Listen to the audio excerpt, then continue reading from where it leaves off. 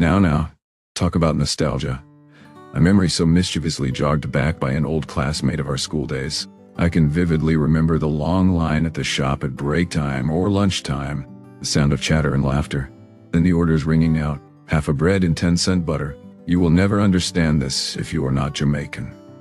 2 cheese tricks, 1 onion bits, 1 serve me long, or 2 suck, 1 bulla and butter, and on it goes. 1 banana chips, 2 sweetie, 1 lollipop, 3 icy mint. Everyone hated that one person with the long order.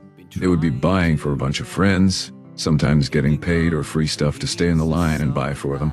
It was literally like having 5 persons before you. Then there was the vendors who sold everything else. Fried chicken back, pudding, grater cakes, fruits, sweets, tamarind balls. Those was the days. Then there was the games. Yes, the games. Dandy shandy, Chinese skip, marbles, buoyancy Cassie.